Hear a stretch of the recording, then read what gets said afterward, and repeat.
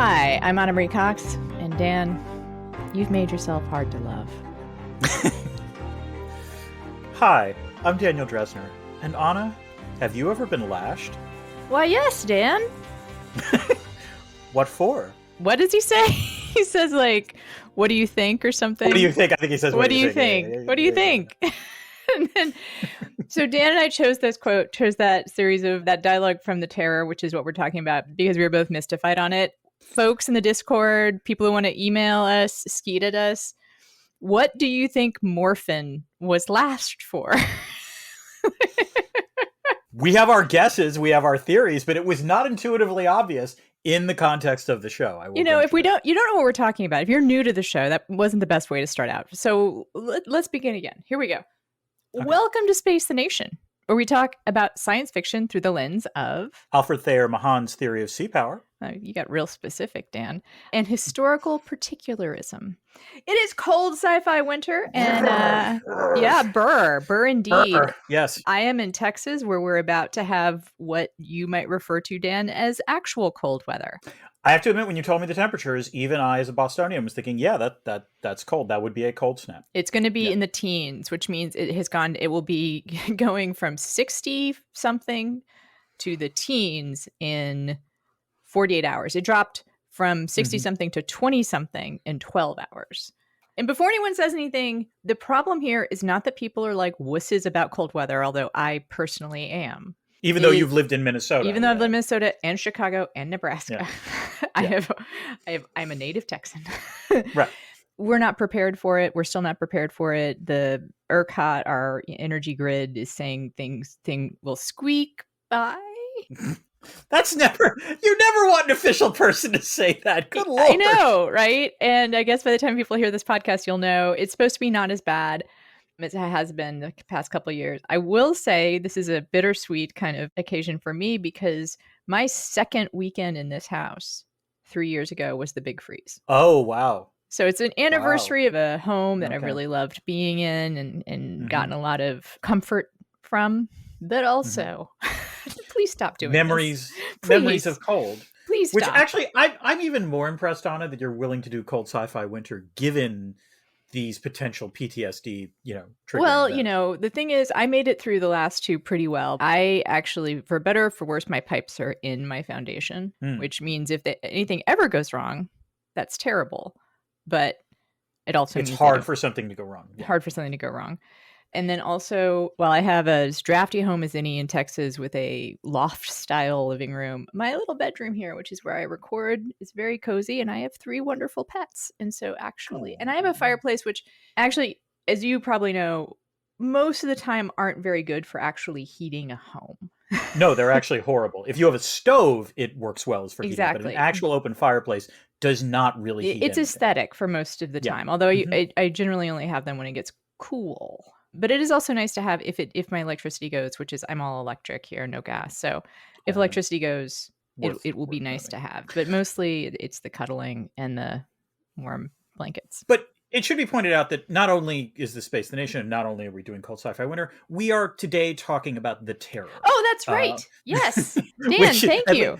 No problem. Yes. It's The Terror Season 1, which is available now on AMC+. I'm going to give you a little life hack here. If you don't subscribe to AMC+, you're like, God damn it, Dan, why are you making me subscribe to this arcane thing to watch what apparently sounds like an interesting show? You can do a week trial period of AMC+, which will give you sufficient time to binge watch it. And then, who knows, perhaps change your mind about AMC+, is all I'm saying. I believe there are some other good shows. I can't think of any off the top of my head. Oh, I do. You know what else? I think you get Shudder, the channel Shudder, along with it. So if you're a horror person, that has a bunch of good some bad originals and some good originals. But in the next few weeks, we will be talking about ISS, which will be in theaters next week. Technically cold. Yes. And then The Colony, starring, I believe, Bill Paxton and Lawrence Fishburne. And then this little art house film that, starts with the cold, which is called The Empire Strikes Back. We have lots of ideas but we're also taking suggestions from our patrons. Patrons. Oh my gosh, patrons. We mentioned patrons. What is a patron? Yep. A patron is someone who supports us via Patreon, which is where we are online at patreon.com/spacethenation. So we have a great Discord where we chat with our folks and our folks chat with each other. It's a wonderful community full of interesting people talking about interesting things, not just sci-fi. And if you're a patron, there are many benefits. You get live versions of this podcast on video. That was a lot of words in a row that weren't quite maybe in the right order, but I you think get to see us talk, people. Yes. And I mean, that is quite something. I mean, I'm wearing a kick-ass t-shirt. Anna is wearing a kick-ass t-shirt and a kick-ass sweatshirt. The bangs are, now bangs like are working. Finally, I was just saying, they've grown in a little bit. Yep. The point is, we are firing on all cylinders on the video angle here. And you get the video, you get our shows a few days early, you get access to our Ask Us Anythings, you get some special episodes, one of which we just posted a little bit late, but it's a look back at our favorite stuff from 2023. We might have some more special episodes planned. And you don't get ads. It's true. If you actually become a patron, if you're not a patron, you might have noticed you had to hear some ads at the beginning of this. You have to hear some ads in the middle as well. If you become a patron, you no don't ads. have to listen to the ads. And let's be very clear. We are at the end of our vanity, Anna. So we can just beg people to become patrons. All right. We want your patronage desperately because, among other things, we are very, very close to 250 total patrons. And if we get to 250, we will record a special episode, patron-only episode, about a topic chosen by the patrons. Could be about anything, except a few things, which we've accepted before. No 9-hour movies about the Holocaust, no whole seasons of television, and no video games. Okay. Like, I made a deal with Dan about this, which is that we could do just the first 3 episodes. Did he fall in love? He fell in love. Falling in love is a little much. It was gripping though. Hard to stick to just 3 episodes. Put it that way, right? No, that was true. That's absolutely correct. Yes. Okay. This gets to why this show. Why are we talking about the terror? And, go ahead, Anna. Why are we doing this? I have been begging Dan, begging him to watch this for years. And I am I'm going to be smiling. This is almost like having you read The Shining, because it's one of those things where I love something and I got to share it with somebody and you also liked it. Maybe you didn't love it as much as me. I did like it, but I'm not going to lie. The begging was getting a little annoying, listeners. It was all Jared Harris this and Jared Harris that. And, oh, Jared Harris, my boyfriend. But said, I will acknowledge Anna's, loves have often been things that at least my likes, if not also my loves. And so I was willing to entertain this. And I, by the way, fucking love Jared Harris as an actor as well. So he is generally extraordinary in this. He's good. I actually, there were other performances I liked even better. I think Jared Harris is great in this, but there's a way in which he's also carrying the weight of all the other Jared Harris performances. Jared Harris didn't surprise me in this role. Right. Others really did surprise me. Does that make sense? And there's just no bad performance at all. No. Just really stellar performances through and through. So he doesn't stand out as much as he usually does, except for his character being such an intriguing character. That's definitely true. Yes. So we get to, will this podcast ruin it for you? And I'm going to say the answer is no, in the sense that this is a show that begins with the end. It opens up telling you what has happened to 99% of the characters. You're not going to be surprised. That said, it's very good. And I don't think in our discussion we're going to, wreck it for you, but we do recommend listening, watching the show, correct? Yeah. They all die. This is based on a historical event. I don't know why that made me laugh so much. They all die. Yeah. This is based on history. There's no escaping history. History comes for us all in the end. There are some twists, and very few of them come as complete surprises. I think one of the show's greatest strengths is that nothing is wasted, much like the seal. Nothing is wasted. So they seed a lot of things, and there's a lot of Chekhov's whatsits. Except none of it feels obvious, but also there's no oh my God stuff, I think, right?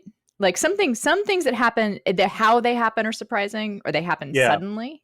There's like some Yeah. jump scare type stuff. Yeah, but not a ton of jump scares, to be honest. It's not that kind of show. It's a show where and it is, I think it would be safe to say it is a horror show. Oh yeah. And the horror is not from what surprises you. The horror is from what you know is coming. It's all dread. It's dread. Yes, it's a show that is entirely built on dread. So by hearing what us talk about it, you're not going to be ruined in terms of watching it. That said, do we recommend you watch it? Yeah, I think so. This is one of the ones I would say, if you're at all interested, turn us off right now. Come back 10 hours later. Like, it is hard not to binge. I will say that too, as I think you discovered. Yes, it was a great binge show. I hadn't binged a show like this in quite some time, so that part was quite enjoyable. And speaking of binging, previous experience. Okay, we covered yours. This was my third time through watching the whole thing. The third time. So I get the first time, and I certainly get you watch it now. When did you decide to binge watch it a second time, if I can ask? Not too long ago, like a few months ago. Okay. I first saw it when it went to streaming. I didn't see it when it had ads, although I think it's interesting to watch something with artifacts of ads. I had the same thoughts actually watching The Expanse, because there are little tiny cliffhangers at each ad break. The show uses the ad breaks in an interesting way. I would say that. The one frustrating thing for me in terms of binge watching on AMC Plus, correct me if I'm wrong, there was no previously on The Terror, and I actually found that a little aggravating. I think that actually made me want to binge watch it more, but like every once in a while, I would have liked a reminder of what was going on. It's sort of interesting. Like, well, Dan, we could talk about the story behind the story if you want. Yeah, you know what? Let's do that. So this is based on actual history on it, and yet also based on, I believe, a fictionalization of history. It's almost like The Bounty in that way, correct? Yeah. So, like the actual show, just a couple things. It was developed by David Kajganich, who is a sort of veteran. Kajganich, producer, director, writer, and Sue Hugh, who worked on The Killing and, interesting to me, Under the Dome, which I actually discussed for the Stephen King podcast. And that's the like really not great like adaptation with like super Natalie cheesy. Martinez. Yeah, I was just saying, okay, just cheesy. making clear. I would say thematically similar in some ways. Yes. Fair enough. Yes. And The Killing, I remember watching The Killing. Actually, The Killing has my other boyfriend, Joel Kinnaman. Yes. Joel Kinnaman. Yes. And Mirella knows who's could be my girlfriend. Just saying. I remember watching that in like the teens and thinking he was really hot, and he plays a heroin addict, and I'm like, oh, Anna. I know. Moving on. Sort of interesting to me that this in some ways just missed the window, obviously like timing wise, for the lockdown. And I wonder if it had been like big deal, available, like lots of publicity behind it or something in 2020, if it would have succeeded more. Like right now it kind of has like a cult following, but it was not a huge hit. I'm not going to lie on it. So I mean, I assume this came out on AMC. It wasn't like only just AMC Plus. I have zero memory of this ever being advertised. And it wasn't like I wasn't watching AMC. I mean, like Mad Men. Like, Mad Men. Well, Mad Men was over by that point. That's true. So that might have been part of it. Walking Dead. That's the Walking Dead. Yeah. Although also by that point I'd been turned off to it, but like I don't even remember seeing like an ad for this show. AMC didn't promote it. I believe that's why David Kajganich, I believe he left over this. They also didn't promote it for awards season. Kajganich actually, interestingly enough, now has done the Pet Sematary TV series, which I believe is Shudder, AMC as well. Yes, I don't remember. That was what you got if you subscribed to AMC Plus. Yes. So it is based on a novel of the same name by Dan Simmons, who we should do some of his books for this show as well. Very, very prolific horror and sci-fi writer. I started it after I fell in love with the show, and I did not finish it, but maybe I'll try again. And yes, it is based on the real Franklin expedition, the disappearance of which was one of the great maritime mysteries of all time until the ships were discovered about 10 years ago. The Terror was actually in Terror Bay. Oh, how nicely and timed. I kind of don't want to get too far into the history, because if you fall in love with the show, or if you're intrigued by it and you like start reading and Googling about it, it is really fun to kind of discover all the Easter eggs and all like the true things that are embedded in the show. And it is really grounded in what actually happened, more even so than the book. I kind of want to do a little thing with you for you to ask me about some of the stuff, because some of the things that seem really unlikely are true. Really? Oh, One that's that pops fascinating. into mind right now, because it Yeah. seemed so improbable, is that Lieutenant, I believe, Peglar, not Lieutenant, he's a seaman. Peglar, remember Yeah. him? He's the one who has the one beautiful relationship with Bridgens. It's very sweet. He's the one who becomes the doctor, right? Or he's like the last Bridgens stop, becomes right? the doctor. Oh, Bridget becomes the doctor. Oh, Piglar Peglar is the other one. Yeah. He's is the the reader. He's the reader. Yeah, he's yeah, the yeah, reader. yeah. His diary was discovered, Oh, wow. and it did have that poem in it. The Oh sea, my the God, shining really? sea. Oh, that is so wow. That's okay. That's lovely. There's a poem that's read in the context of the show. And it's Yeah. based on a real poem, but then where Simmons went with that is that he, I think, assumed Peglar was illiterate or not a very good reader, because the poem it's based on is the C with a Right. The C with the letter C as opposed to the CSEA. Right. yeah, or the Yeah. C in the diary it's with the letter C, and in the Right. real poem it's yes. It would be So SEA. like random stuff like that is real. So, and the reality of it, I think, is what makes it truly terrifying. I don't know about you, but the monster, for one thing, it's kind of terrible CGI. Yeah, it's actually the weakest part of the show. Would be Weakest part of the show. It makes Yeah. sense thematically. Mhm. There's a reason it's there. I understand why they put it there, but that's not what makes this show terrifying. No, I will say this: like, if I had one critique, it was they actually should. It's not that it was fine that they have this creature called the Tunbuck. I had no problem with that, and I actually liked it when you didn't really see it. They should But have kept it hidden. I would have kept it hidden the whole time, or like very few shots. And in the end, they wind up showing a lot more of it.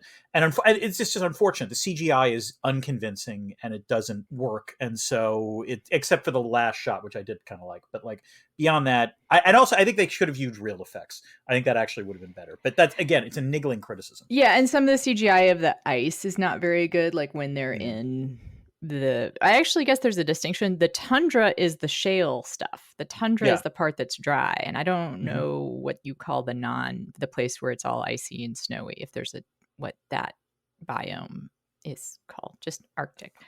Dan, have you been to the Arctic? I have not, Anna. But I've been to the Antarctic.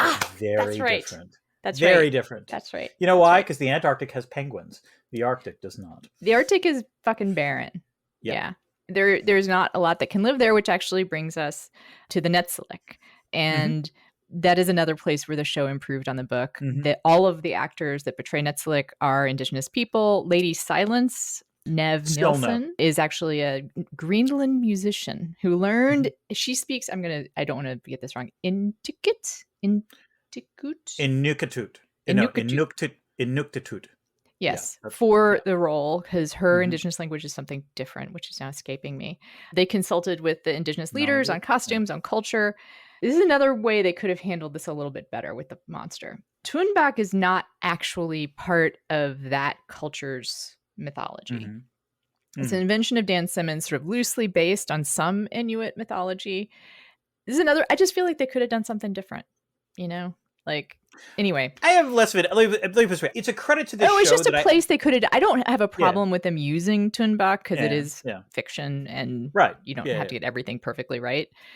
Yeah, this is another place they could have taken some liberties. Now, the things I've seen complained about seem pretty trivial. There are no cigarettes in the mid-19th century, Dan. That's... And no can openers. Actually, I have to admit, this is one where, like, again, you're right, because there's a lot of can opening. There's some primo can opening in this. There's lots of can opening. And we'll get to that in a little bit. But I'm actually a little surprised they didn't use the hammers, because that in some ways is more visual. Yeah. So it's fine. They should have done that. It's hardly fatal. Now, a big place where there is some online complaining, although I don't think it's justified, is that there was a study by the NIH, a very official study of the bodies that were exhumed from there. And a study was done on lead poisoning, because one of the theories for a long time had been that the sailors were driven crazy a little bit. And I would say that is a running theme in the show. I mean, the second half of the show is a lot. Right. And premised it's also true. They did go to the lowest bidder to manufacture the tens, and they were actually asked to produce like 17,000 tens in like 2 weeks or something crazy like that. So it was bad tinning. But the lead levels in the bodies that were exhumed were not that different from lead levels you would have found in general populace. So, and I actually think the show, because this was, obviously before the show was made. So I think this might be something that the showrunners knew. The lead poisoning is a part of the story, but it's not the whole story. No, of course not. Absolutely they also not. get scurvy. Yeah. They also, I think, are driven mad by isolation and desolation. Yeah. Yeah. There's a lot of different. There's a system-wide breakdown, which we're going to get to. One of the reasons I knew you'd love it, Dan. System-wide breakdown. So I have a bunch of like fun historical stuff, but why don't we save it for Debris Field? And, Okay, and that sounds good. You can maybe quiz me about some of the stuff that you wonder is real or not, and I'll let you know. So, how about Which that? leads us to Chekhov's What's It? This is the thing that often appears in the first episode of a TV season that might wind up being somewhat relevant as we get towards the end. Anna, I have just Chekhov's silence, which is an odd thing to say, but yes. But like, I think actually weirdly the eeriest moment in the pilot is when Franklin goes above and like we've heard ice hitting the ship or crunching on the ship for almost the entire duration of that episode. And then in the last few minutes, we hear nothing. And that is because the ice has locked in the ships. And interestingly enough, by the end of the season, you're back to silence. Mm-hmm. What do you got on it? I have Chekhov's expedition, really. I mean, everything. Yeah. Everything you see from the moment the show opens, literally, winds up coming back. It is a lot like Alien and The Shining. Yes, as well. Yes. And that nothing is wasted. Like there's not a single piece of the screen or a line that doesn't wind up kind of coming back or being a building block in some further point there that the show is trying to make. Let's get to the plot. Like, just very exciting. Dan, tell the listeners what's happening here. So, listeners, Anna was so enthusiastic about me watching this show that for the plot, you know, this is now the time when we do a season television, we do it jacket blurb style. Anna's going to be doing the jacket blurb this time. That is how enthusiastic she was. Well, I wanted to make it as easy as possible for you, which I appreciate. Like, let's be very clear. Yes, yeah, being my third time through. Although, so this is really jacket blurby. Like I'm going to be a little light on plot here. So. Our story begins with a group of Royal Navy officers searching for the survivors of the Franklin expedition. They question a Netsilik man who tells them that they did see white men in the tundra. But all white men look alike to them and they're not sure. No, I'm just kidding. Yeah. They were bad off, starving, and pursued by Tunbuk. One of them, they have some pictures. Fun historical fact, those pictures are based on the pictures that were the official expedition portraits, and they are posed in the exact same poses as the official expedition portraits. So one of them that the Netsilik man saw is the person that one of the people they're searching for, Captain Francis Crozier. Crozier was dying, but he has a message for anyone that came after him. Tell them we are dead and gone. And with that, the Navy officers get frustrated and say, no spoilers! No spoilers! Because the only social norm that has endured over millennia has been the no spoilers rule. And they're like, come on! At least give us an alert. So the Terror gets 10 episodes out of this incredibly simple story. A group of men sail into the Arctic full of confidence and ego in search of the Northwest Passage, believing that God and science and England are on their side. But then through simple choices made badly, sometimes like bad reasoning, sometimes just rotten luck. So I was going to say this, but there are two kinds of choices. There were choices that were made badly and that they were the wrong choice. There were choices that were made decent decision making but end up badly, and then there's just luck, which is there's just decision tree after decision tree where you as the viewer can be like, oh shit. Yep. There is one survivor. It's Captain Francis Crozier, who we later learn was squatting outside the tent in that first scene, making sure that none of his former colleagues keep searching for him.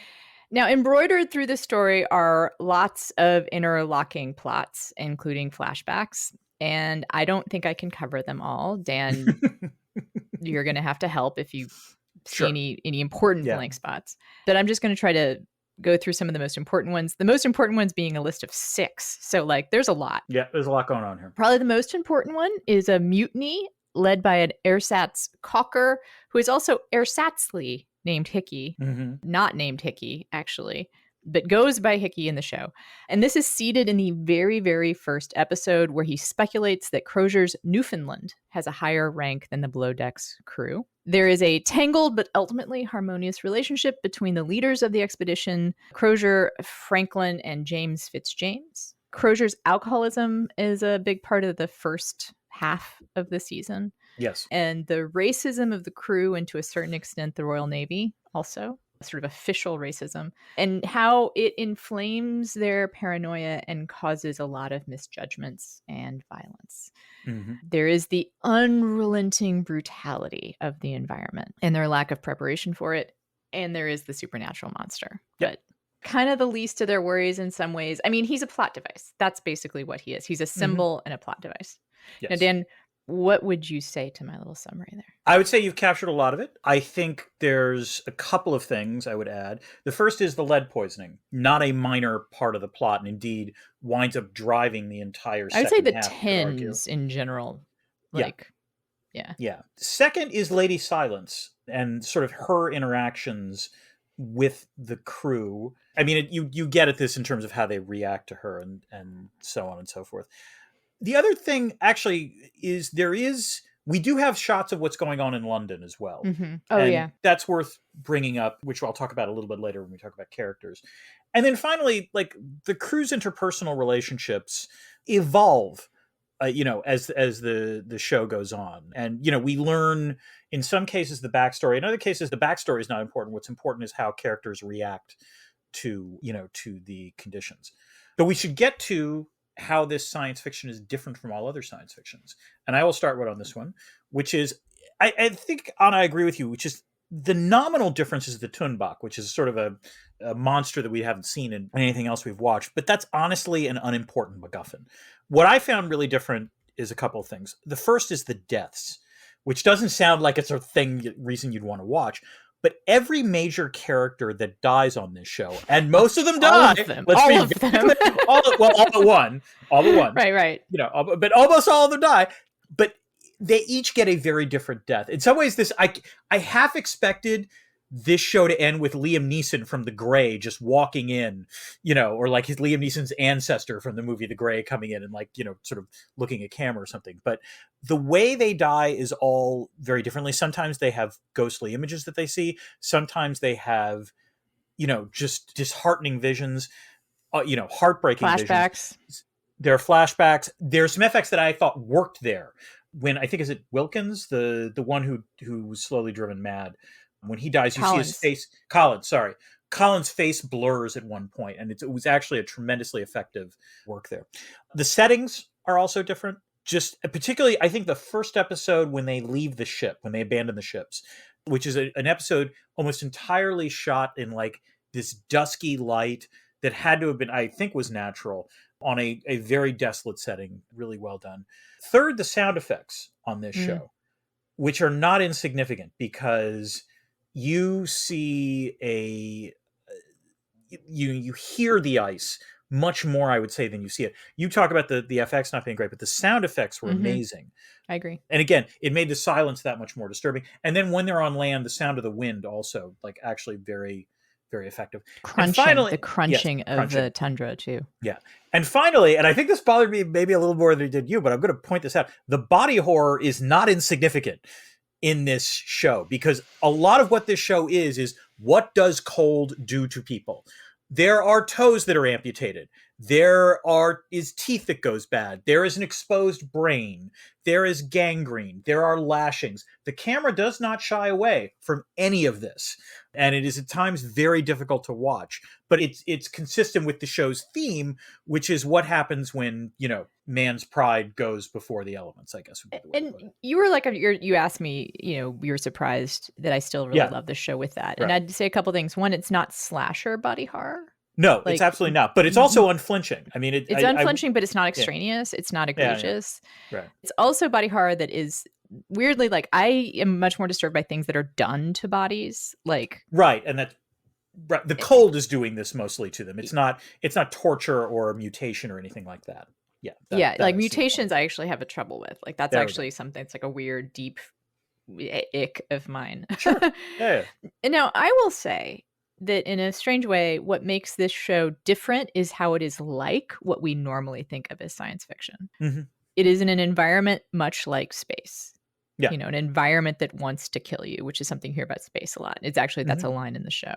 Yeah. The technology most advanced of its day. I did love that line from the pilot where they're like, we're sending our most advanced technology. And to be fair, I actually was impressed. The submersible scene is beautiful.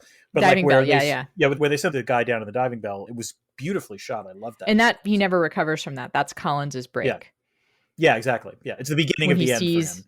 He sees perhaps the ghost, perhaps the actual body of a dead colleague. Yeah. But those ships, that's one of the things that is realistic about the show. Those ships were former warships. They had been reinforced with steel. They had the first central heating in the history of the Royal Navy. The steam engine on it was also piped through. They had the first propellers of any Royal Navy ships, the screw that turned. Yeah. Now, fittingly, those turned out to be not the things that they would need. I watched one documentary that pointed out smaller, lighter, faster ships would have been a better choice. Right. Although you could argue that without the steam, I don't know if they survive for 2 winters. True. That's worth pointing out. True. But yeah. And the themes are very familiar from other works. They brought ships of war, so they found violence. They assumed they were the first men there, so they didn't try to learn anything. And they, of course, Dan, they were the real monsters. No! Oh my God! I did not see that coming. Yes. I think, its excellence makes it different to me. I mean, I just think sorry, I don't mean to go on, but it is like Alien to me in that it's just very special in how everything matters. Everything is there for a reason. And to me, it's almost perfect. Nothing is perfect. Like we've talked about, back, I think, is one of the weaknesses. And it's just about so many things.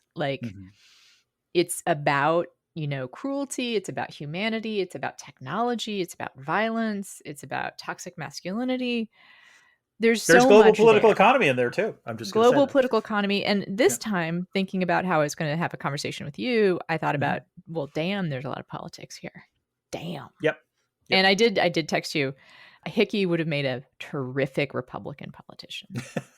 Actually, a Trumpy. I can see him sort of in a Trumpy mode. Can't you? He has this weird charisma. First of all, I do want to shout out the actor's name is Adam Nagaitis as Hickey, who Hickey. Hickey, as quotation marks around Hickey. Right. But as I texted Anna as we were watching this, I'm not going to lie, listeners, I suffered a little bit of what I call Royal Navy face blindness watching the first part of this show, because there are a lot of characters in same uniforms, and it was tough for me to parse out who the hell was who at various times. That was not true of Hickey from the first moment you see him. And Nagaitis plays him with this, he does a tremendous amount, not with what he says, but he has a world-class smirk is the way I would put it. It is a tremendous smirk. So I would actually push back. He's not Trump. He's Tucker Carlson on him. Oh, very good. Very, very good. I was going to call him Ted Cruz, but with charisma. No, he's Tucker Carlson. That's a huge gap too. To say Ted Cruz with charisma is it's like dead but alive, right? So yeah, that doesn't work. No. He is Tucker Carlson. No, Tucker, totally Tucker. Yeah. Yeah, let's get to the characters, Dan. Let's talk more about the characters. Sure. So, you, I think, liked all of them. I'm going to focus on the ones that I think stood out for me.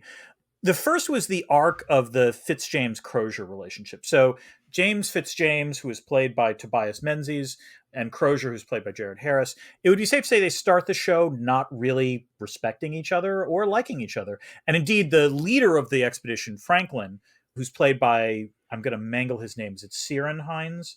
I don't know how you pronounce his first name. No, it's one of those Irish names. It's an Irish and I just apologize to Mr. Hinds.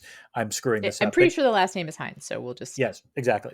But he's been on, God knows, he was in. You will recognize him. You recognize he's been in Game of Thrones. He's been in the Smiley one. Yeah, the one with Gary Oldman. Yeah. Which just doesn't narrow it down. Anyway, point is, Fitzjames and Crozier do not get along.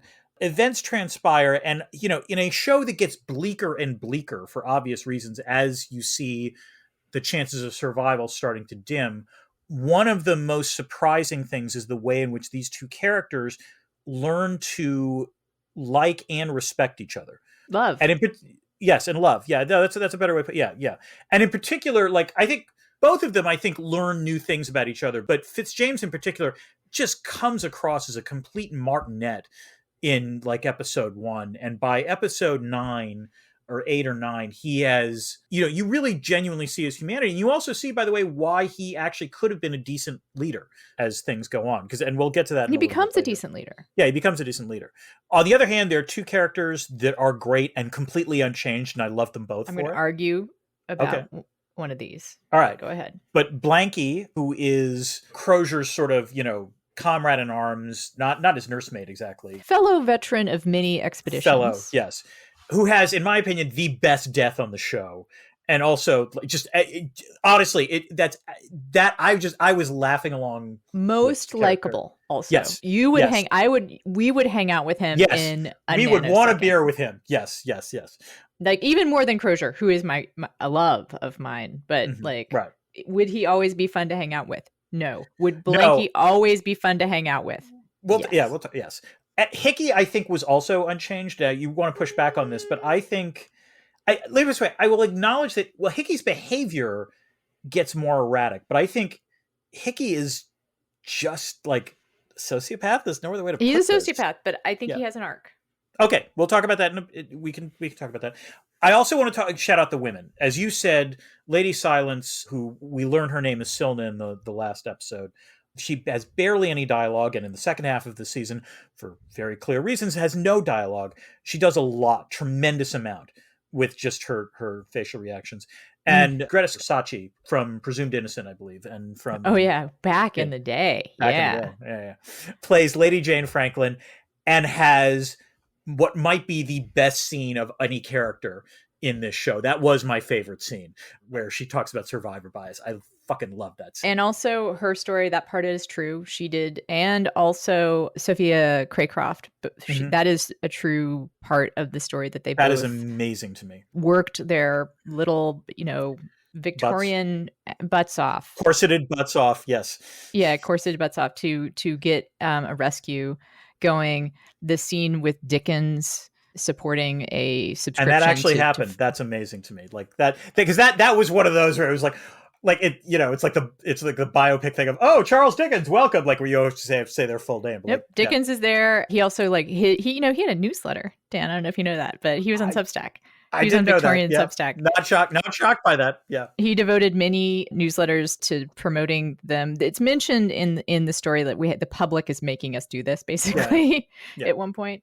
So I want to push back on Hickey just a bit here. Sure, please. Which is that I think that he has a couple of places where you see him not necessarily. I think he's a sociopath, just bar none. Like the way that Wenzel, if anybody's there, if there's any suspense, the way he winds up on the ship is that I think is it actually shown or not that he killed the real? It's Hickey? Not shown, but it's made very clear. And then he confesses, Right. So he kills the real Hickey and takes his place on the boat, thinking, I believe, they were going to the tropics at some point. Well, that was the intention. Like the idea was that they would go through the Northwest Passage and then sail on to Hawaii. Not having been on any other, voyages, did not realize though the whole we're going to sail to Hawaii was not in the cards necessarily ever. Right. So anyway, while yes, a sociopath, there are a couple of moments where I feel like you see him could have not gone all the way, could have wound up in a different place. That is fair. I mean, among other things, I believe he genuinely thought that Crozier had treated,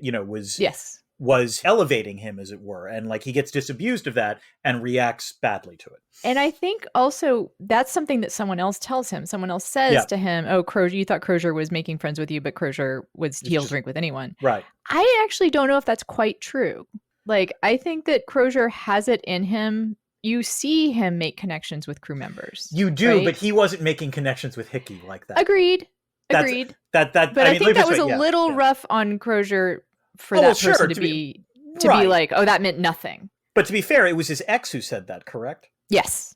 Yeah. So I mean, that was partially. Yeah. So it was motivated by more than just Crozier, whether or not Crozier was looking for a drinking buddy. Yes, it was not just brute honesty. There was vengeance there. Yeah. Yeah, and X is also a strong term for what may have gone on between those two men. Fair. Sorry, I'm trying to be. I think a bit of convenience might have been the strongest thing that attracted the two Hold of on, them let me together. check the lingo. Oh, fuck buddy. Okay, yeah, got Yeah, it. Right. that's what you want to describe that relationship. That's what it is accordingly.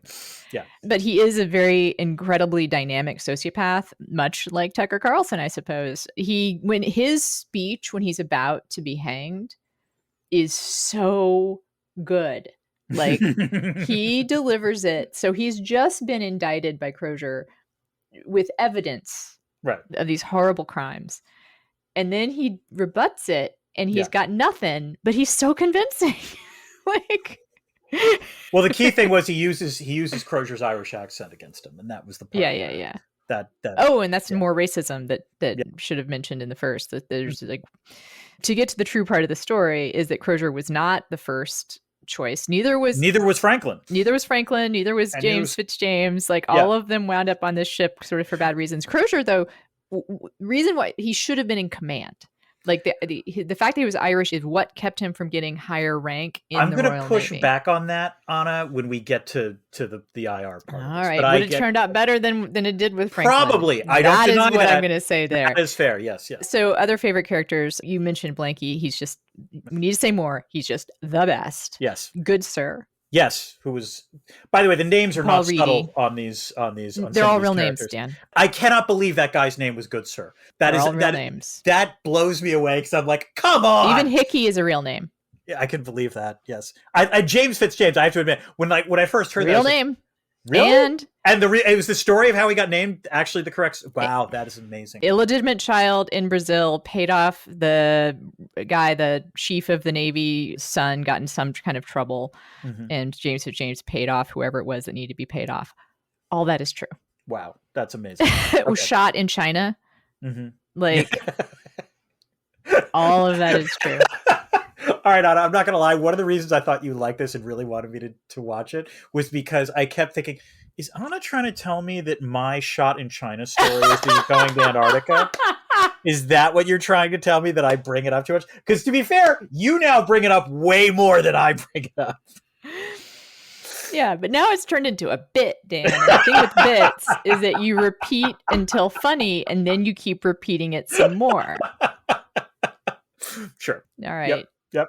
So Pelgar and Bridgens, we referred to briefly before, they are the couple that they are the sweet gay couple of the voyage, who, correct me if I'm wrong, like, we don't really see them in the first half of the season. They only crop up really in the second half. We see Bridgens give Pelgar a book, I believe, in episode 2 or 3.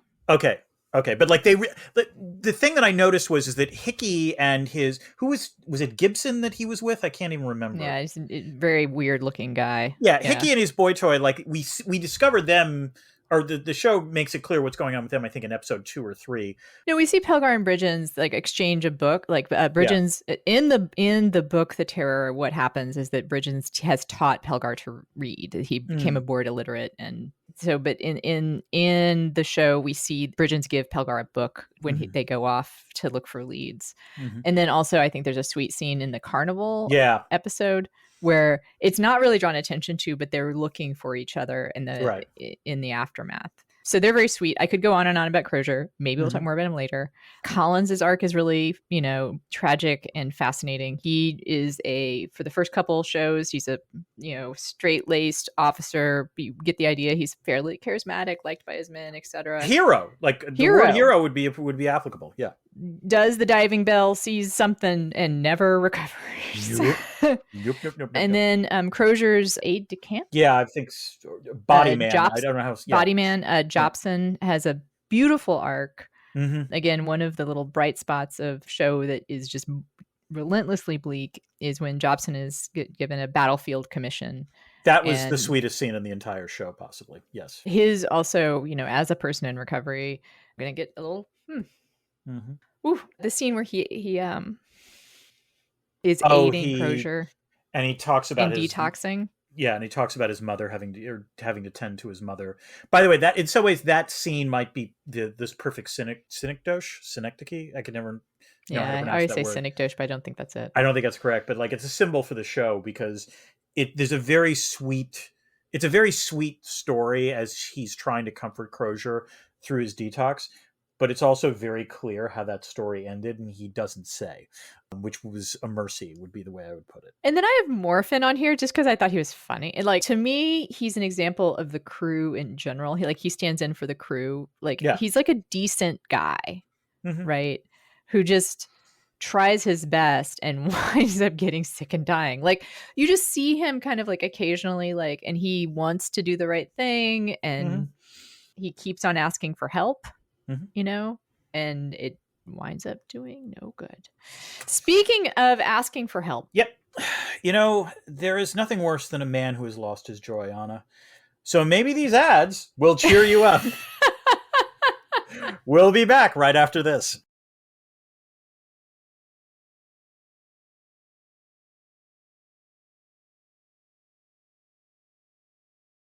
And we're back. Dan, wouldn't it be funny if there were ads for like tinned meat? Oh, God. Like, you know, one of the lines in the show that must be real, must be based on something true, but really grossed me out, is that the tinned meat was veal. Yeah, I kept... Of all the things to tin. Yeah. I don't But, know. you know, of all the things to tin. Dan, so many bad decisions in this show. Is there IR in it? Anna, I'd happily live in a world with a few less foolish people in it. But that would not eliminate the IR in this story. Because as you note, there is a lot of politics going on.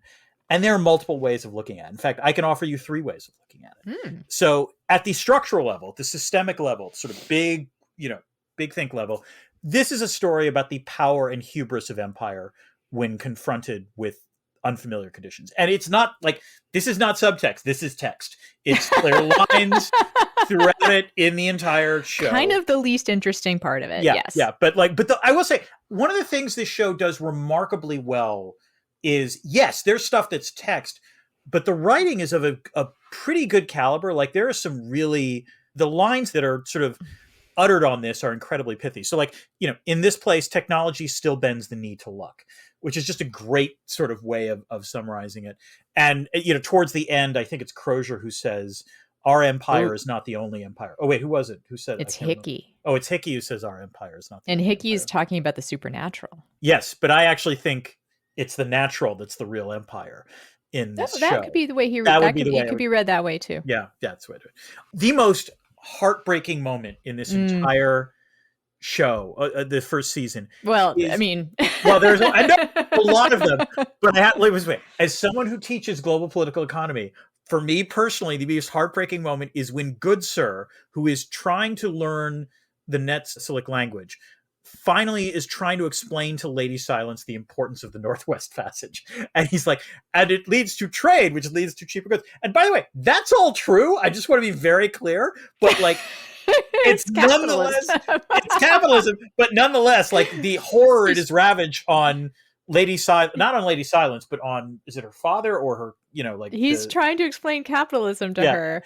It's the way his face breaks when he realizes he can't do it, and also like the colossal chutzpah involved to try even think that he can explain it is ridiculous. And none of it justify, and also that this explanation to her, even if she could understand it, would not justify a lot of what's happening, and not justify anything that's happening. Yeah. In some ways, let me put it this way. I don't want to defend I'm certainly not going to defend the British Empire, but the thing that I was actually impressed by, if you step back for a second, is not that the ending that we see. That's not surprising. What's surprising is that they actually lasted 2 winters up there. So, you know, you could talk about being inadequately prepared and so on and so forth. They were actually decently prepared. If I told you we're going to send 100 men up to, you know, awfully inhospitable conditions for 2 years, and the fact that they survived that long is legitimately impressive. They were supposed to be able to survive for 3 to 5, for what right, it's worth. but I mean, I know, but like, you understand what I'm trying to say. Yep. Okay, point that taken. said, all right, so that's at the sort of big structural level. At the organizational level, this is a story about bureaucratic flaws in the most technologically advanced Navy in the world. Again, my favorite scene, hands down, is when Lady Franklin goes to the Royal Navy, and you have all of these pompous asses sitting there listening to her, demeaning her because she's a woman, obviously, but like saying, I'm sure he's fine. I'm sure Sir Franklin's fine. I survived is one of I survived, yes, I survived, exactly. And I think it was James Ross who says that. And God, I would pray that Erica would be this blunt in terms of my strengths and weaknesses as well, is when she says, let's be blunt, he's not that good. And you all suffer from survivor bias, basically. You all, because you have survived, think everyone survives. That's a mistake, and you should, correct that. It was just, and they have no answer to this, but it was clearly correct. Like, she had diagnosed the problem. We have bad military contractors, as we said, just the cheapest one producing the lead. Producing the food, but the lead, mostly yes, the lead. The lead. Yes. As you said on it, the racism among the men in the Royal Navy is fundamentally the cause of their death, because they wind up prioritizing the wrong threats when they are out and when they are trapped. They think that for some reason the Netsilik are going to attack them, when in fact, even like just a modest beat would tell you that is not going to happen. And so they wind up simultaneously, it's sort of the classic racism that they simultaneously think of these people as savages, but they also wind up wildly exaggerating what their threat capacity is. And so it leads to some bad mistakes.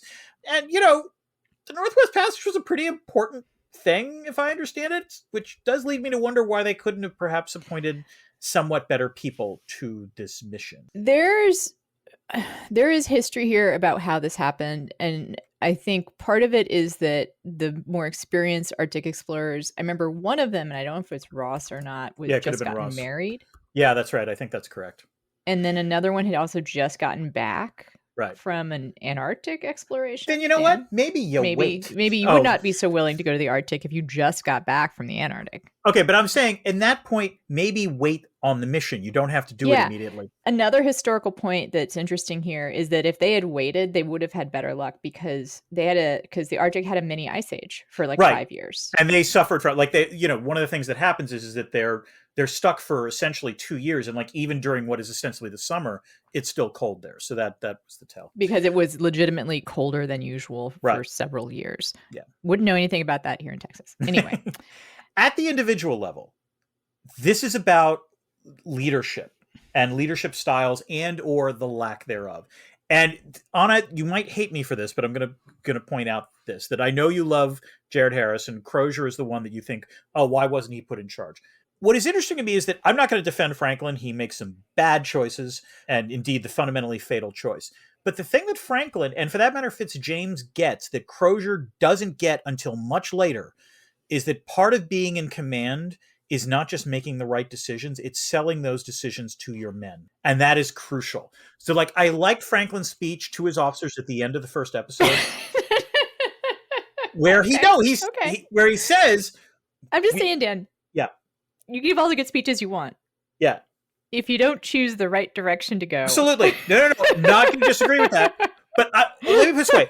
I would argue that what Crozier shows, the character of Crozier, shows that knowledge and expertise are an important component of leadership, but hardly the only thing that need the leadership. And let me put it this way. I identified with Crozier. Would they be alive today had they tried to follow the outline of Prince William Land? I will say this, you're right. The first macro decision was Crozier's, but it's worth pointing out that after Franklin makes the decision that they will go ahead, Crozier does send the rescue mission out. That doesn't work.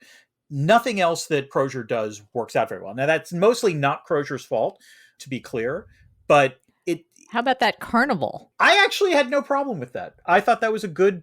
I'm not kidding. That was not the worst decision by Fitzjames. Well, as Fitzjames observes, I should have held them back some. Some, yes. But the point of let's boost them up before we give them a hard... Crozier, the idea of the carnival doesn't bother Crozier. Right, Crozier he was fine out with there that. And he's like, well, shit, you're having a fucking bacchanal. Yeah. Yeah. Let me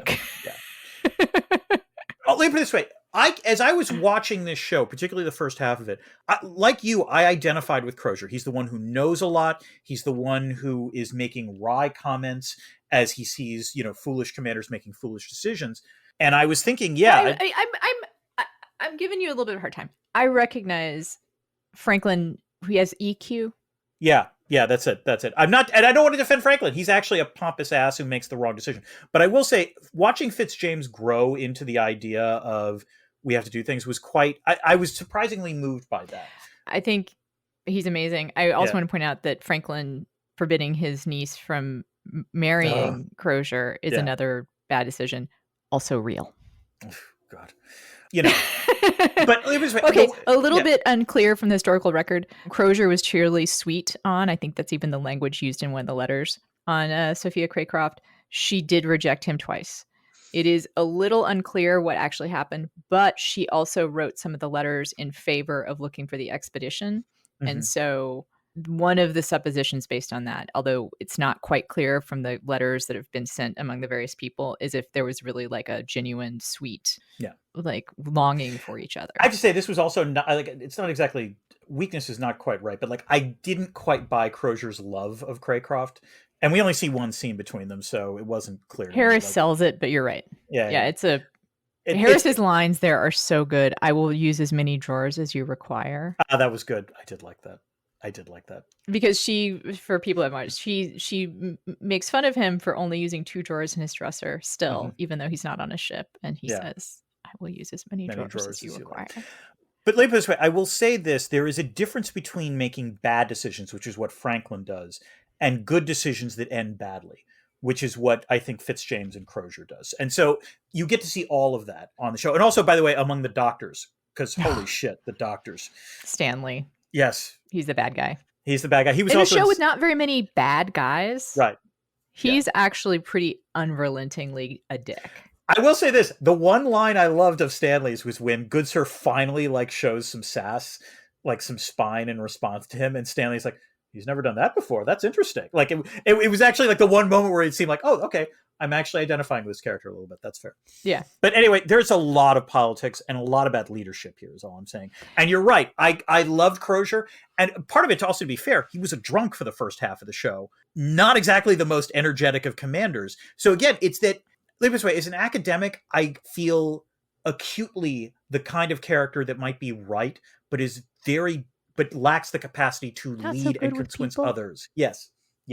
So I'm trying to say that I identify with Crozier, and it is precisely because I know those weaknesses that I respect those who are able to lead in a different way. I would point out with Crozier, I think he is an alcoholic. I think he is suffering under some pretty heavy weights. Yeah, that's fair. In the first part of the show, not just his addiction, but this sense of guilt and loss, given his situation with Craycroft and having to... And also a sense of obligation. Yeah. Feeling like he's doing this because of Sophie. Like what we learn, again, not necessarily in the historical record, is Craycroft asked him specifically to go take care of her uncle. Right.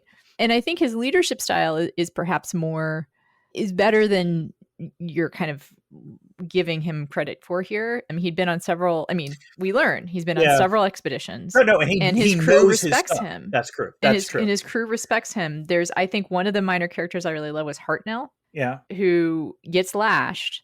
And then when Hickey tries to play on his resentment, Hartnell's like, no, Crozier gave me another chance. But I'm going to point out that in that lashing sequence, correct me if I'm wrong, there's a point at which it turns out like all but 10 men from the Terror go over to the Erebus afterwards. Oh, I agree. I see. But also that's when he's drinking too. Like, I think it's complicated. I think that his relationship to his men is complicated. Yeah. But I think that he does treat them well.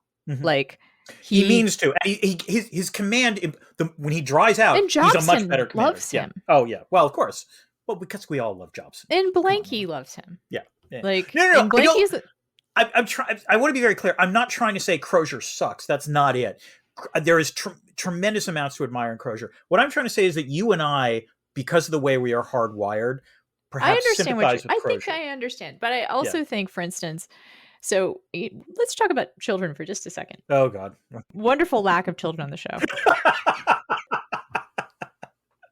But I was having a conversation with someone about like my own childhood and whatever, how that I think was one reason I didn't really want to have kids. But that one of the things that did come out of the way that I was raised was that I do see children as little, like, complete humans. Like, they are their own little things. Little agents. Right? And I've always been actually a pretty good babysitter, believe it or not. As you know, like, I exaggerate for comic effect my distaste for children. And I've always been a pretty good babysitter and pretty good aunt. And I think that's because, like, part of me doesn't know how to relate to people beyond just other being people. Right. Like, and so kids can tell that I see them as kind of almost equals. Like, I tend to treat them like that. Like, and sometimes it's not great. I mean, like, I've gotten in trouble as a babysitter for, like, because that's not always, that's not exactly true. I don't let them run over me, but but like, let me put it this way. Children need that in their lives. They also need parents who recognize all the ways in which that's not true. Exactly. Mostly of the lines of like staying up too late, watching stuff that the parents don't want them to watch. Those are my big sins.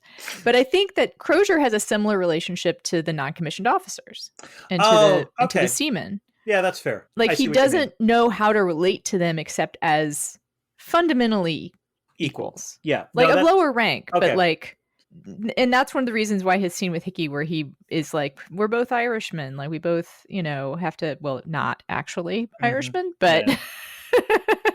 No, I see what you mean. Okay. Where he sees kinship with him. I think that's what his men respond to, but also what makes him such a weak link and someone they want to get away from when he's clearly mostly in his cups. And by the time that the choice comes between where they want to bill it, Terror or Erebus, he is not just an alcoholic. He is like drunk all the time. Yes. And stealing in order to. No, that was in some ways the low. I thought the lowest moment. And that's where he is his low. It's where he hits bottom. Yeah. Okay. Oh, but you know what, Anna? I mean, we've been talking a lot about the politics of the show. I actually have a question for you. Ask away, Dan. Is there a critique of capitalism in this show? Dan, my nose and my stomach, they don't know horrible from supper. Even if I do. And by that I mean this show actually puts me on the side of toxic masculinity and materialism. My nose and my stomach don't know horrible from supper. It smells so good. The show makes me hungry for something terrible. Mm-hmm. I am very sure that Hickey is meant to, or Hickey, kind of quotation marks, is meant to embody the worst of all of the things that the show is critical of. Mm-hmm. But I wanted the officers to survive. Aww. I really did. I was rooting for management, Dan. Rooting for management. That's how Exploit good this show that is. labor. That's Go. You deserve the lashing. Yes. Well. No. Yeah, even then, when Crozier gets mad at Hickey, it's such a great scene. Also one of the places where it's laid out pretty clearly throughout the show that, but even before we find out that Hickey is not really a sailor, that Hickey doesn't know what the fuck is happening on the ship. Yeah. And that he's never been, on a ship. And he's never been under command before. Right? Mm-hmm. Like he doesn't know what the decks are. He has to get help getting directions. Oh, right. Yeah. He also doesn't quite understand the chain of command. Mm-hmm. And in that scene where everyone else is like, oh, well, I better shut up now. Like he does not realize. He's not reading the room. Yes. He's not reading the room, and he doesn't realize how much trouble he's in. Yeah. Like the degree to which him disobeying orders is not just like, oh, you're going to get lashed a little. It's like he's going to get really. And I would add, by the way, if memory serves, that was also the first moment when you see Fitzjames and Crozier being in lockstep in terms of what to do. Because like they're both reacting to Hickey in exactly the same way.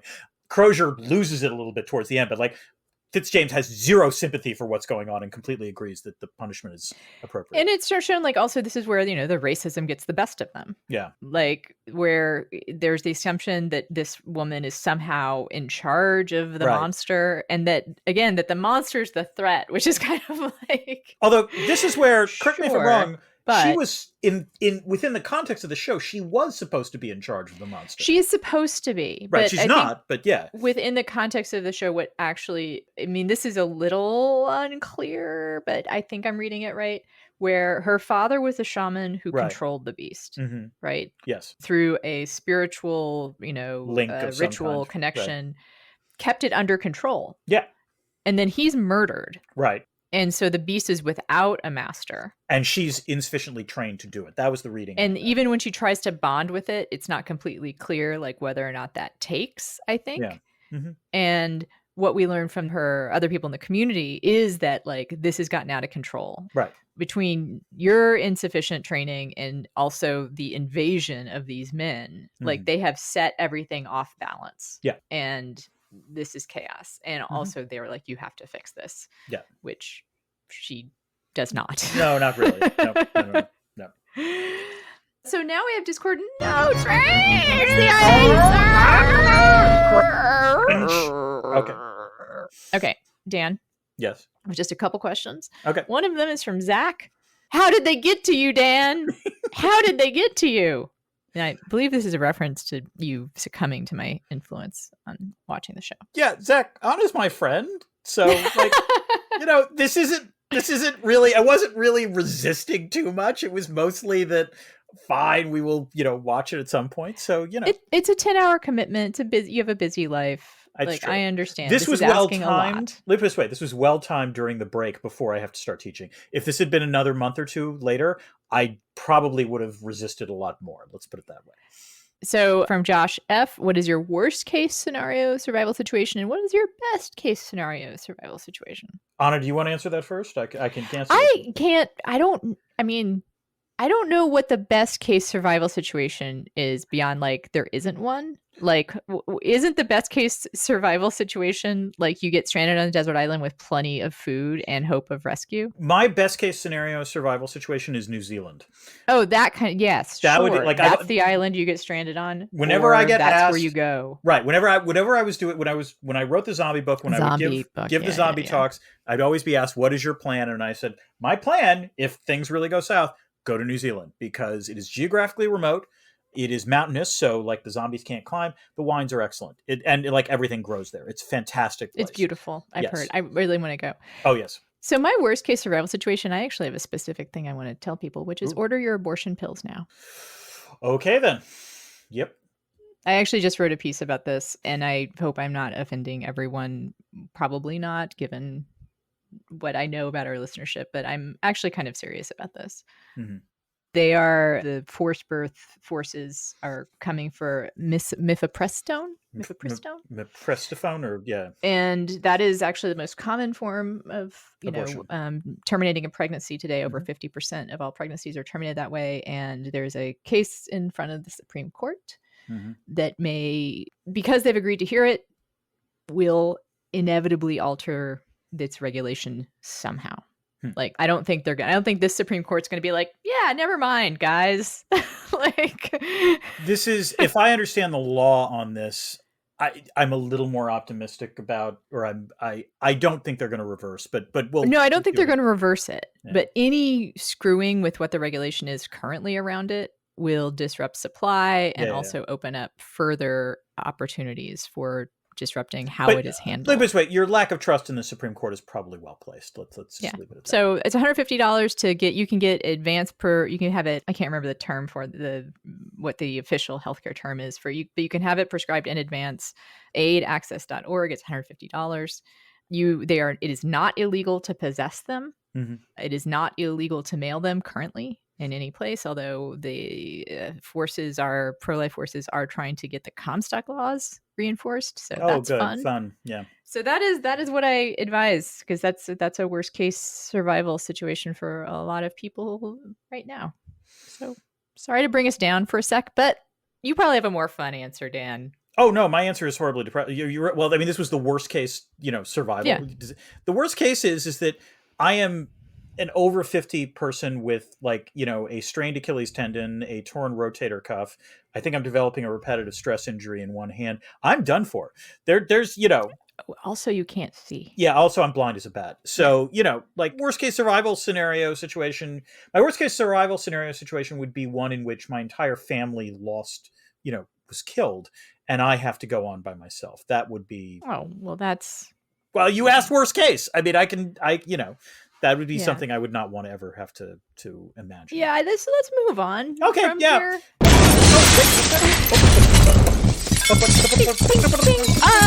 It's the tundra. It's the debris field. Yeah, it's the ice cracking. Yes. This is where we talk about the things that we perhaps did not get to previously and bring them up. Anna, how much do you got? Oh, God. Well, Dan. I mean, the third time through, I've got a bunch. Okay. I'll go with one. The officer, can't remember the name, Irving, I think, eating human meat off of China. Oh, yes. Which actually goes to my thing, which is I did start thinking towards the end about Yellow Jackets watching this. Oh, yeah. I mean, because they both have cannibalism. And what is interesting to me is the way in which, in some ways, that is one of the central things of Yellow Jackets, obviously. Whereas in this show, it's almost like, I mean, it comes up, and like the idea of like there's a moral, choice. But what I found interesting was how this show treated it, which is in the end, it suggests it doesn't matter whether you think you're good or not. When you're dealing with survival, you're going to go there. And as you know, I am okay with that. Yeah. I am in the James Fitzjames, go ahead and eat me. I did. I felt he was embodying you when he said that. I was like, oh, now I know why Anna likes This Is Work. Yes. Yes. Okay. I have a little more on that, sort of the historical context for it too, which is that the Nitsalik people who were interviewed, and there were several expeditions to try and find them, and they interviewed the indigenous people a lot, and were told things that later turned out to be true, but that the Royal Navy didn't want to believe. And one of them was, we saw them eating each other. Oh, and damn. That was vociferously protested. And in fact, our friend Charles Dickens in his Substack did his 19th century Substack. Yes. In 19th century did a few editions where he argued about how this is impossible. We can't trust these savages to tell us that, this would never happen in the Royal Navy, good Christian men, et cetera, et cetera. However, anthropologists who studied the remains, I have no doubt there were knife marks, there were char marks. Yeah.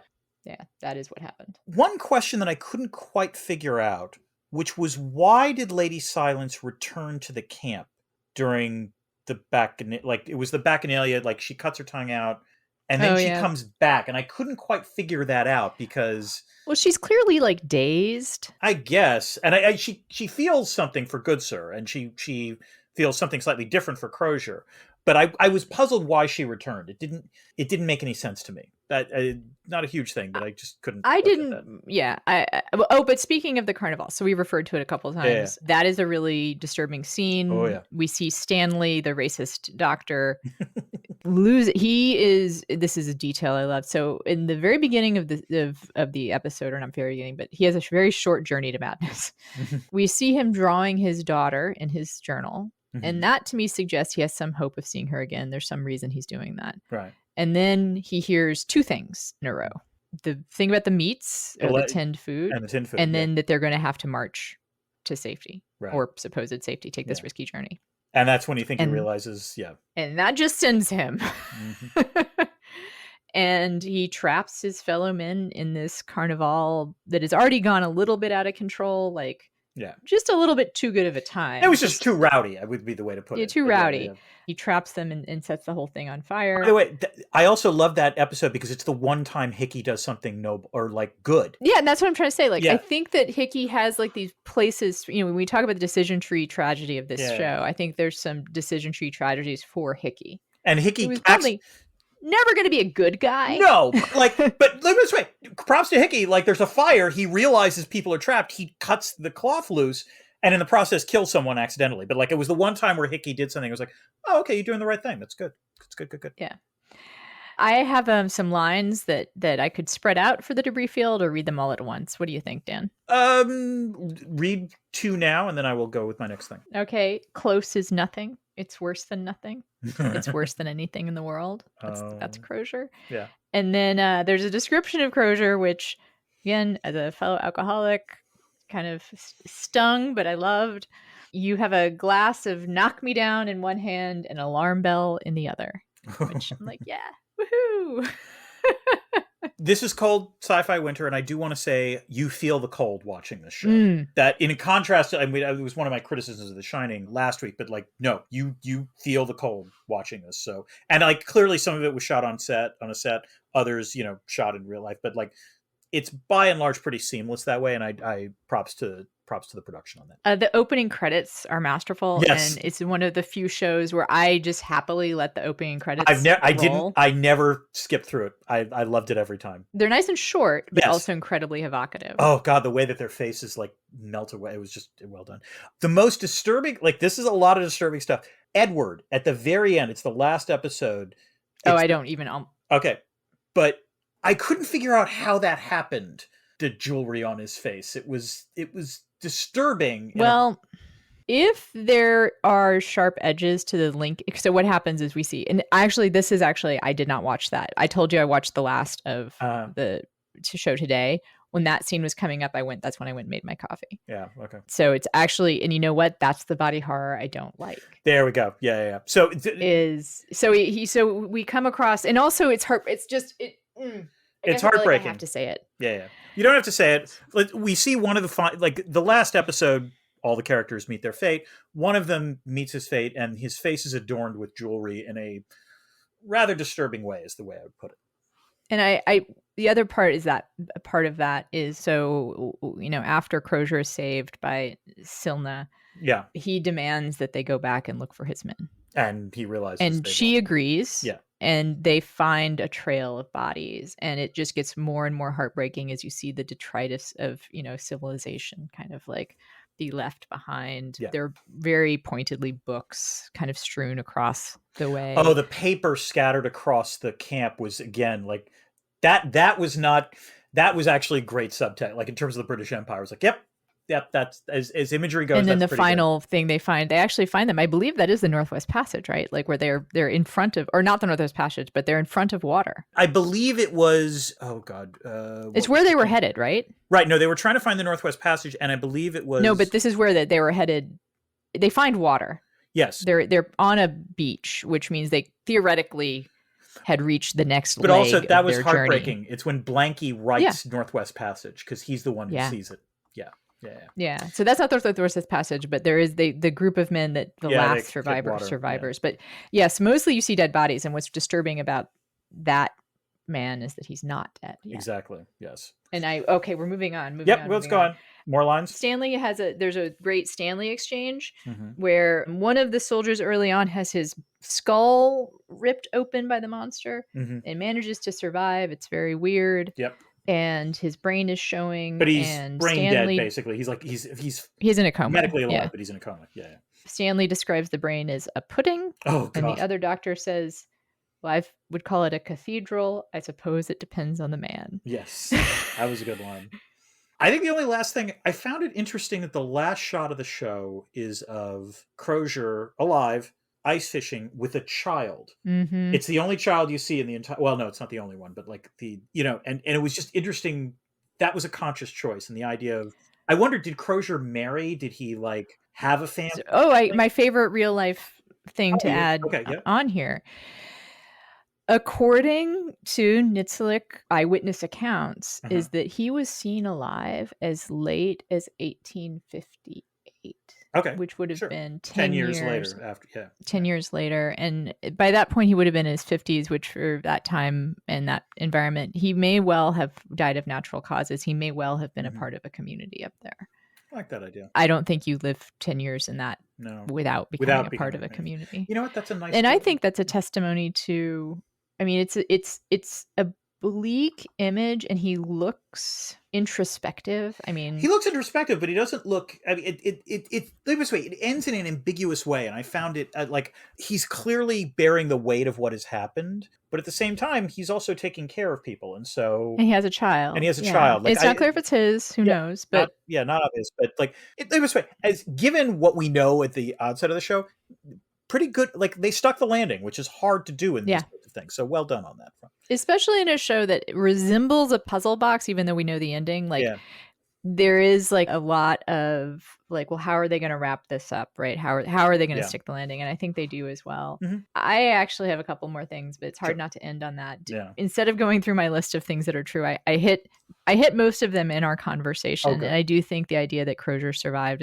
is my absolute favorite detail. Yeah. And to wrap up this conversation, we'll just remind you, become a patron. Please. You will not hear ads. Yep. You will get access to us, and we're entertaining, but the other patrons are also incredibly fun to hang out with on our Discord. Discord's pretty good. And, we mix it up with them. I've been having a furious argument with Carrie about Saltburn. So, Oh, yeah. Carrie, who is lovely. Yeah. And I have no desire to see it. You got me unsolicited. But in a response to one of the things that you wrote, I also don't like Eat the Rich pop culture because I think it's insincere. I like some of it. Like, Parasite was good. Like, it can be done well, but like, mostly it's done, I think, badly. and I think it's just insincere. Yeah. And also the best kinds of eat the rich pop culture are actually not eat the rich. They're complicated by something else. Which is Parasite, I would add. So yes, I agree they're with you on that. Parasite. I also think Sorry to Bother You is another good example. And I think those tend to be more sincere. Like what we know about those filmmakers also is they have some beliefs that they're trying to convey. It's not just like, sort of feel bad propaganda, say. Anyway, that's one of the reasons you should become a patron. And, if you don't want to become a patron, at least, rate and review the show. You can't. That's also, it's tough. Times are tough. We understand. You could tell your friends and neighbors, though. That costs nothing. Yeah. And you can reach us on social media. We are both on Blue Sky, which I believe is now open to one and all. I am at Dan Dresner. Dan is on Threads. I am on Threads as well. That's real Dan Dresner. And Anna is at Anna Marie Cox. You are also on Instagram, I believe. I am on Instagram, also at Anna Marie Cox. I've been doing a bunch of mental health posts lately. If people are interested in that. It's a series I call Anna Crying in Parking Lots. I'm sorry. Maybe you'll get optioned somewhere. That's a 10-episode Netflix series if I've ever heard one. Yeah, sure. Yeah. And also, I have a website. Which, Dan, what is my website? It's www.annamariecox.com. Spelled the same, pronounced differently. And you can sign up for my workshop, which will just about be starting by the time this comes out. Excellent. So check that out. And Dan, I am on Substack still. It's called Dresner's World. We're in a slight moment of limbo, but we'll see how things develop. Please subscribe, though. Please subscribe for Dan's sake and follow him wherever he goes. Should it be somewhere else besides Substack? I hope to be able to keep promoting Dan's newsletter. For as long as the newsletter economy exists, and we'll just see about that. Yep. It is cold sci-fi winter. We have much more cold coming up, just like here in Texas. And until then, keep this channel open for more.